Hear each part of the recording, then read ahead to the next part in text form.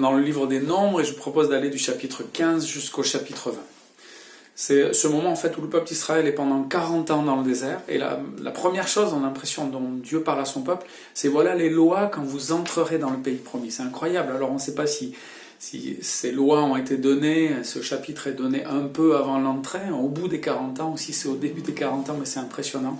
Donc des lois qui sont données et qui concernent les offrandes et les sacrifices d'animaux.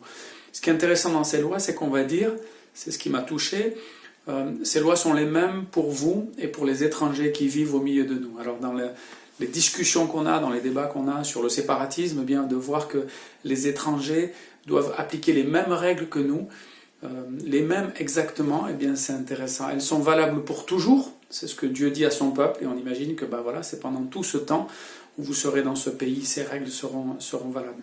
On parle aussi de fautes différentes selon que les péchés sont volontaires ou involontaires. Les sacrifices et les offrandes qui seront consacrés à l'Éternel ne seront pas les mêmes. Et puis il y a cet épisode dans le chapitre 15 où il y a un homme qui est surpris en train de travailler pendant le jour du sabbat et Dieu demande de le mettre à mort. Donc c'est terrible, c'est sévère comme condamnation, mais ça montre en fait qu'on ne doit pas plaisanter avec les ordonnances de Dieu et en particulier avec le jour du sabbat, le jour où on doit se reposer et consacrer sa vie à Dieu. Dans le chapitre 16, c'est cette révolte incroyable de Corée et des Lévites.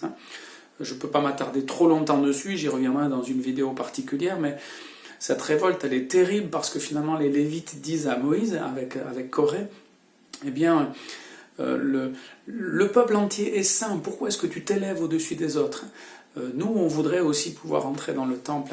Les Lévites, en fait, voudraient être comme les prêtres, ils voudraient avoir ce qu'ont les prêtres, il y a de la jalousie, de la convoitise, et ils refusent d'écouter Moïse, avec Dathan et Abiram qui vont s'associer à Corée et aux 250 princes et hommes de renom.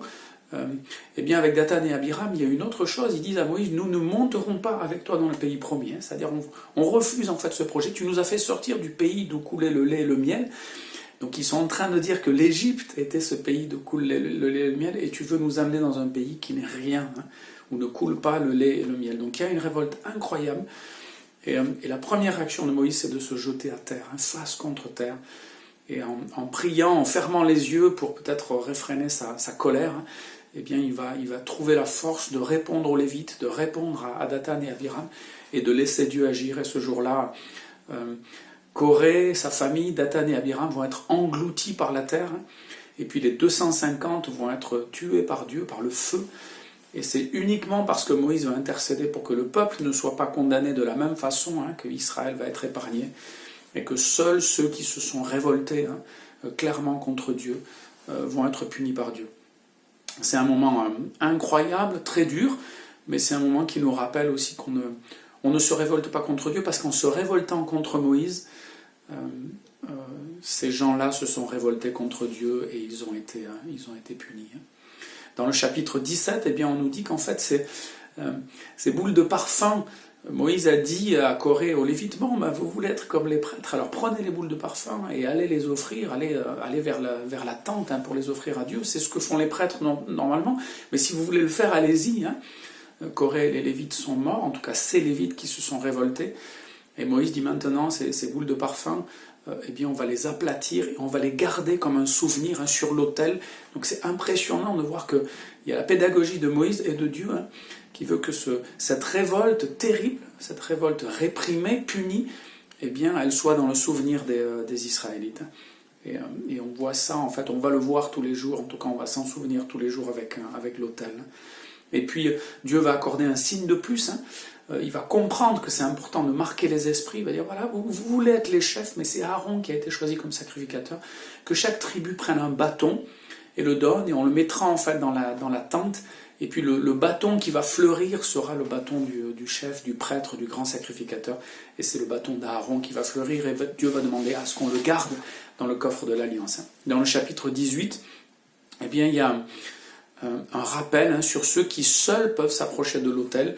Donc on va parler en fait des prêtres, on va dire aussi ce que font les Lévites, et puis comment ils vivent aussi, de quoi ils se nourrissent, les prêtres et les Lévites.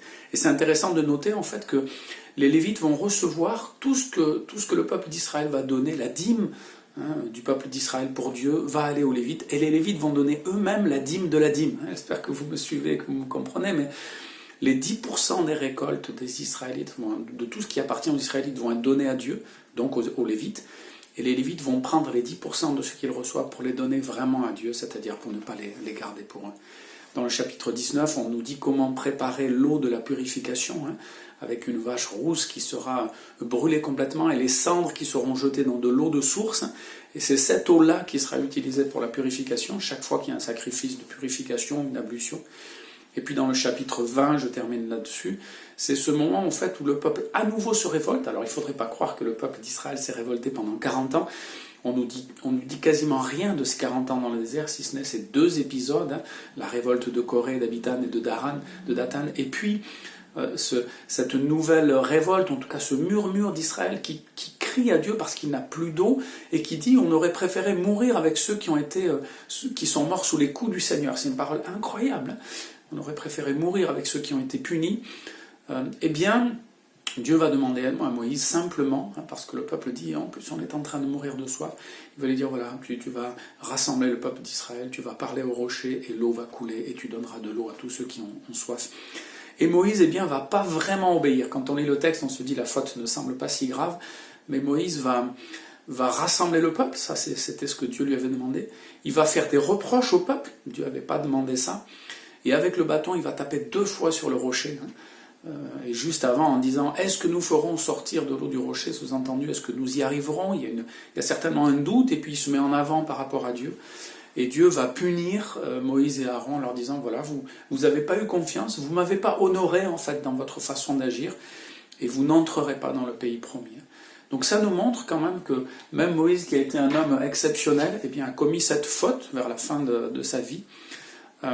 Dieu ne lui enlève pas le salut, Dieu ne lui enlève pas son amour, comme il ne le fait pas quand nous nous trompons, quand nous commettons une faute alors que nous avons donné notre vie à Dieu.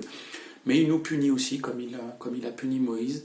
Moïse qui n'est pas entré, qui a simplement vu le pays promis, mais qui a manqué de foi à cet instant précis de sa vie. Et on voit dans ce chapitre 20, eh bien,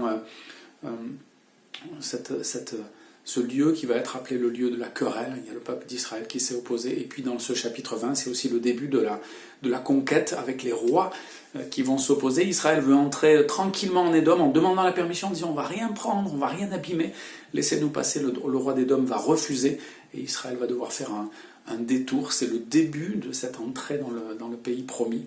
C'est le début d'une nouvelle histoire, même si on est toujours dans le livre des Nombres. Et on se retrouve bientôt pour aborder la suite. Je vous bénis.